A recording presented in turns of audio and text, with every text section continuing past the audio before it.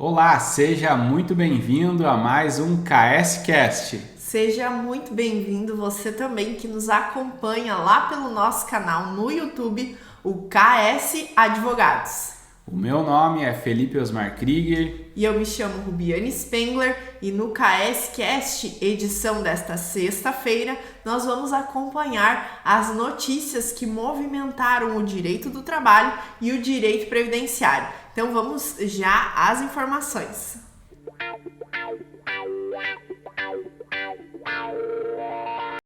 E a notícia trabalhista dessa semana é da Vara do Trabalho de Passo Fundo, Rio Grande do Sul, que pertence então ao TRT da 4ª Região. E a notícia é a seguinte: a 4ª Vara do Trabalho de Passo Fundo não reconhece suposta coação sofrida por técnica de enfermagem para deixar o trabalho na pandemia. Vamos ver então os detalhes aí dessa situação. Então, pelo que dá para entender, a reclamante está alegando que houve uma coação no seu trabalho. Vamos entender melhor o caso. O juiz do trabalho, então, Dr. Evandro Luiz Urnal, da 4ª Vara do Trabalho de Passo Fundo, não reconheceu a suposta coação sofrida por uma técnica de enfermagem para que deixasse o emprego no início da pandemia da Covid-19. Ela alegou que ficou 19 meses sem trabalho e salário por ter sido obrigada a assinar um documento solicitando o afastamento. No entanto, foi comprovado que um funcionário do setor de recursos humanos apenas ditou o texto da declaração, atendendo a um pedido da própria trabalhadora para o afastamento. Ela já era aposentada e, em função da idade, mais de 60 anos, pertencia ao denominado grupo de risco para a doença. O teor do documento deixava expresso que haveria suspensão contratual quando não há o pagamento de salários, mas é mantido o vínculo de emprego.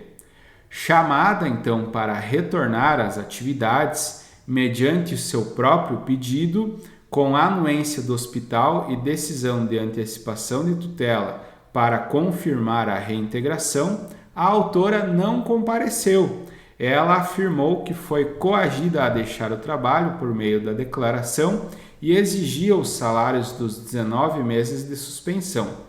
Diante da ausência injustificada para retomar as atividades, o hospital rescindiu o contrato por pedido de demissão.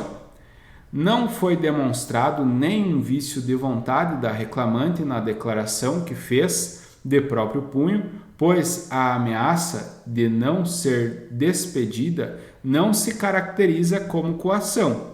Se a autora quisesse mesmo continuar trabalhando, sendo ela uma pessoa maior de idade e intelectualmente capaz para os atos da vida civil, bastaria não ter solicitado a suspensão, pois a ameaça de não ser despedida não lhe implicou por si só nenhum receio de dano, destacou o juiz Evandro. Para o magistrado, ficou claro que a técnica de enfermagem não queria voltar ao emprego, mas também não queria pedir demissão, na tentativa de que o hospital a despedisse sem justa causa, para que recebesse maiores verbas rescisórias. Diante da ausência de qualquer irregularidade ou ilegalidade na solicitação de afastamento da trabalhadora, o juiz manteve a validade da suspensão, bem como a extinção do contrato a pedido, e indeferiu o pagamento dos meses em que esteve afastada. E ele destaca aqui um trecho da sua decisão. Beira a má-fé a conduta da empregada em ajuizar a ação postulando a reintegração e, ao ser determinado que voltasse ao trabalho, simplesmente se recusar a trabalhar, concluiu o magistrado. A técnica de enfermagem recorreu ao Tribunal Regional do Trabalho da 4ª Região e o recurso está aguardando julgamento. Veja só, então, essa situação, né? Sim, é possível buscar a Justiça do Trabalho para reverter um pedido de demissão, né? Para fazer com que esse pedido de demissão seja caracterizado como uma dispensa. Nesse caso, nem era um pedido de demissão, era um pedido de suspensão, que foi, então, realizado por essa trabalhadora, que enquanto estivesse ocorrendo essa situação da pandemia, para ela, inclusive, se resguardar da sua saúde, o contrato de trabalho ficaria suspenso e após, quando ela quisesse, ela poderia retornar, ou quando o próprio hospital chamasse para ela retornar às suas atividades, ela deveria retornar. Nesse caso aqui, ela ingressou então com a ação judicial, o juiz determinou que ela fosse reintegrada ao quadro de funcionários do hospital, mas ela não compareceu. Então, ficou claro que, na verdade, ela tentava, né, manipular a situação, né? Claro, a gente não tem acesso aos dados, mas foi a conclusão do próprio juiz, né? Que ela tentava forçar o hospital a rescindir o contrato sem justa causa. Sim, mas é sempre importante lembrar que é possível buscar o judiciário para reverter uma demissão, para reverter uma justa causa, ou aqui no caso, né, como nesse caso era um pedido de suspensão, né, o contrato de trabalho estava suspenso, pediu uma reintegração ao trabalho. A Justiça do Trabalho deu resposta ao pedido. Sim, deu resposta ao pedido, mas ela no caso daí negou o retorno ao trabalho, né? não atendeu a essa resposta do judiciário, e aí ficou então evidenciada a intenção dela, né? Conforme o juiz aqui refere. A princípio parece que ela só gostaria de receber os salários, né? Mas sem retornar às suas atividades. Então, aí, por esse motivo, a ação foi indeferida. Mas é possível, inclusive, entrar com a ação de rescisão indireta, né? É importante a gente referir, às vezes, o trabalhador está em uma situação que não está recebendo salário, não está sendo depositado o FGTS, ou o salário é pago sempre atrasado, ou às vezes até de forma parcelada.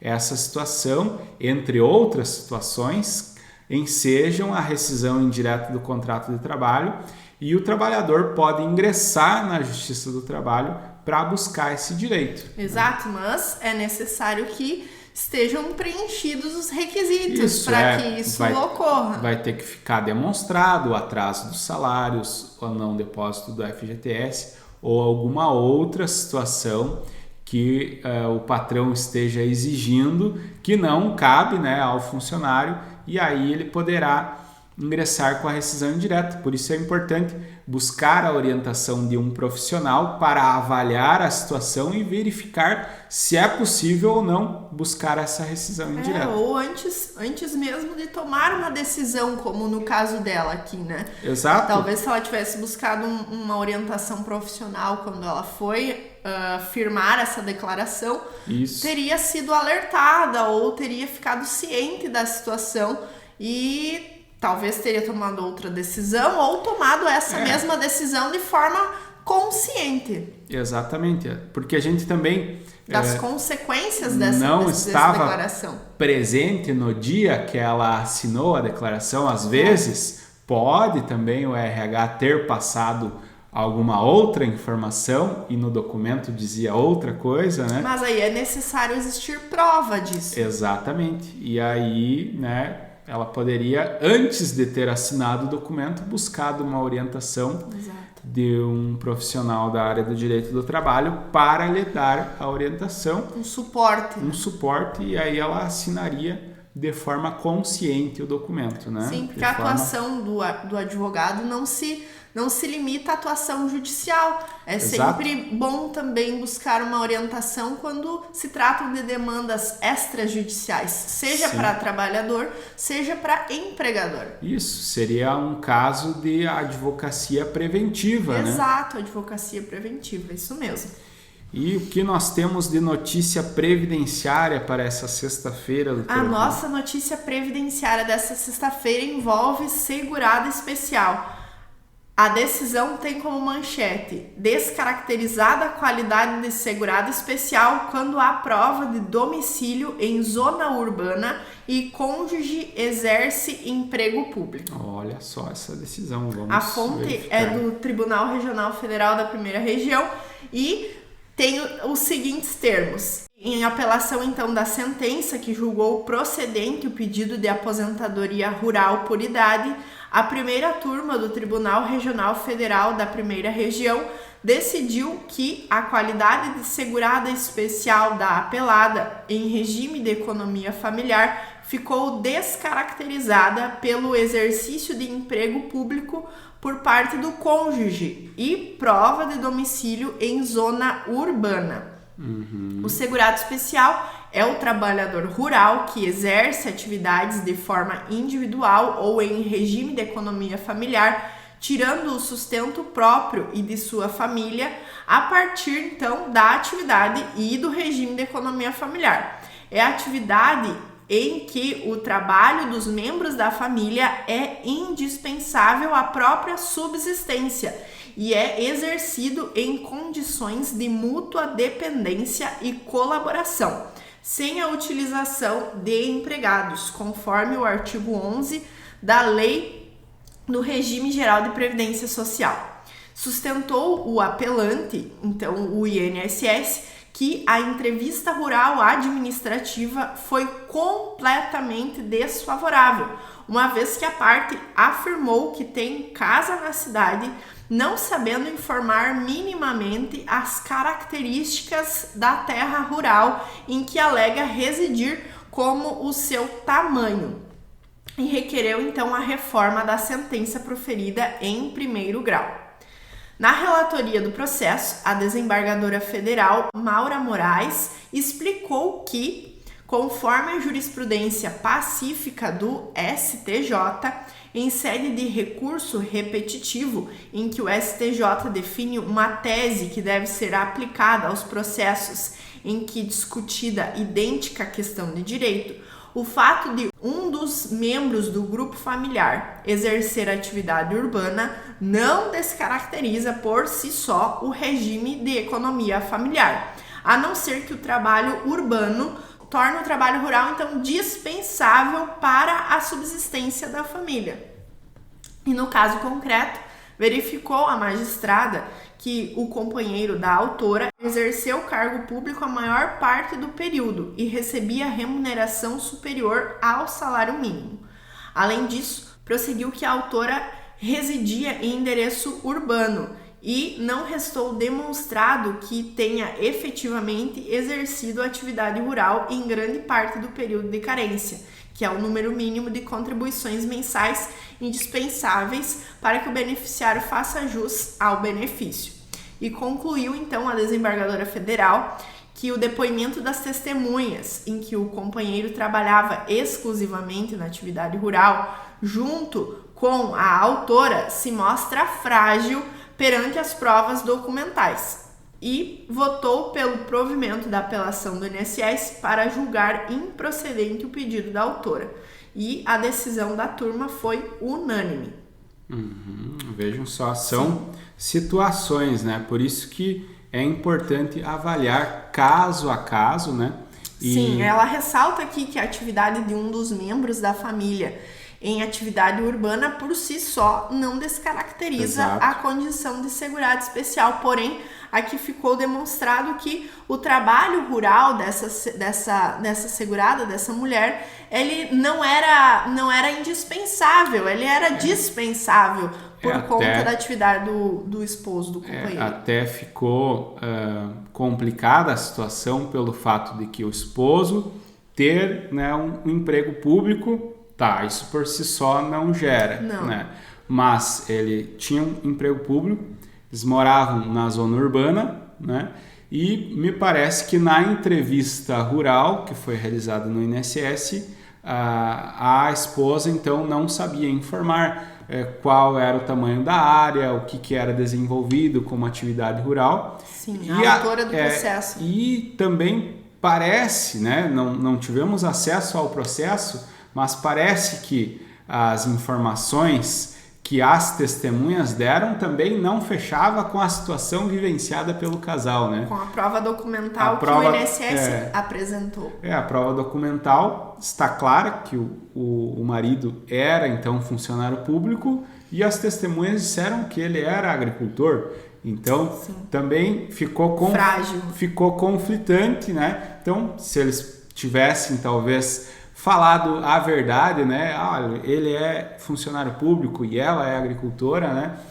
Talvez ficaria melhor elucidada essa questão. Sim, mas ela deveria, por somente o fato de ter uma área rural, não significa que a pessoa é segurada especial, que a pessoa é agricultora. É preciso demonstrar o trabalho efetivo na atividade rural. É o que parece, né? Parece que ela tinha um pedaço, uma área rural, né?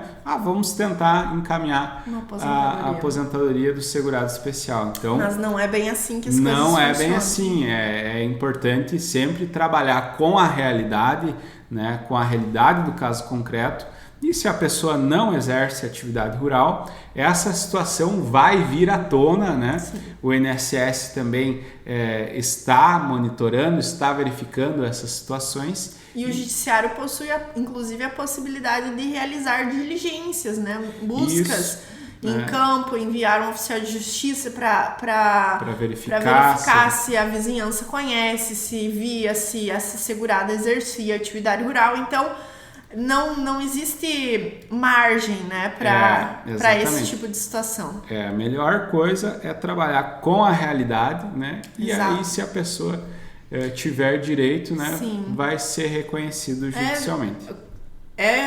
Inclusive corre risco de ser intitulada uma má-fé nessa situação, né? Exatamente. E devolução dos valores. Então, enfim, sim, o ideal é sempre trabalhar com a verdade. Existe essa possibilidade, né? Porque poderia até ter sido entendido como uma situação de má-fé, porque ela parece, né, que tentou ludibriar, omitir essas situações de que morava na cidade, que o marido era funcionário público, sim, né?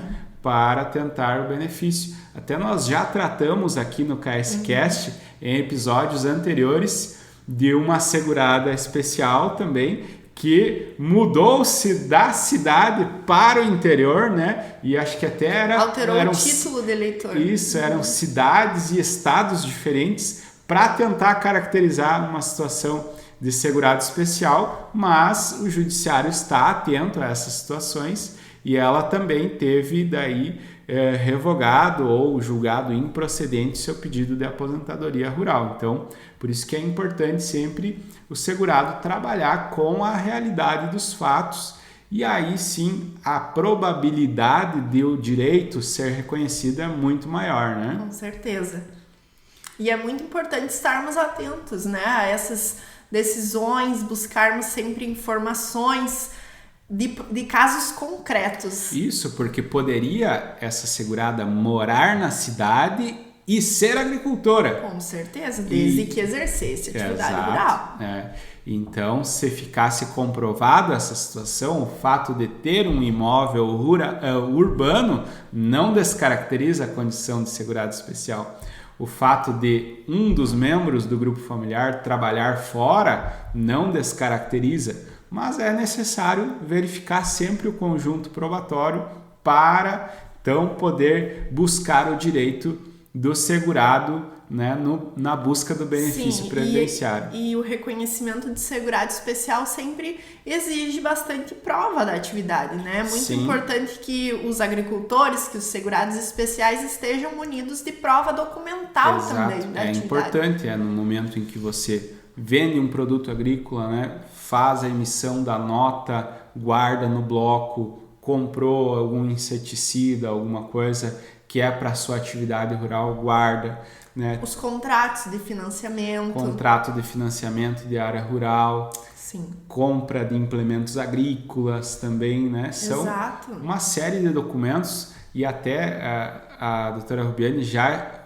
passou em outros vídeos, né, documentos que são essenciais para comprovar a atividade rural, né? Às vezes no cadastro do posto de saúde, No atendimento médico. Certidão de nascimento dos filhos, é importante que conste ali a profissão do agricultor, da agricultora, né? A Exato. Mulher, às vezes, acaba não informando a condição de agricultor, às vezes acaba colocando dólar, né? É importante, são várias situações que vão ajudar quando vai ser feito o encaminhamento do benefício previdenciário, mas que já devem ser adotadas no decorrer de toda a vida laborativa para que quando complete ali a mulher os 55 ou o homem os 60 anos, possa encaminhar a aposentadoria rural e aí vai ter todo esse lastro, né, de provas para comprovar essa situação, para munir o processo previdenciário, o processo Sim. judicial,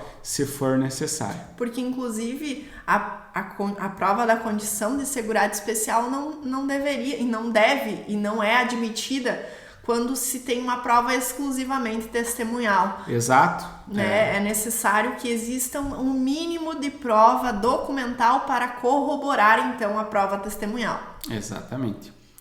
Então, você que nos acompanha aqui no KSCast, está sempre bem informado a respeito de todas essas situações, de todas essas peculiaridades que nós temos nas áreas do direito do trabalho e do direito previdenciário. Se inscreva no nosso canal no YouTube, siga lá no Spotify o KSCast e sempre que tiver um episódio novo, você será notificado, você poderá acompanhar essas informações. Então, toda segunda e sexta-feira nós estamos por aqui compartilhando conhecimento. Um forte abraço e até a próxima. Até a próxima!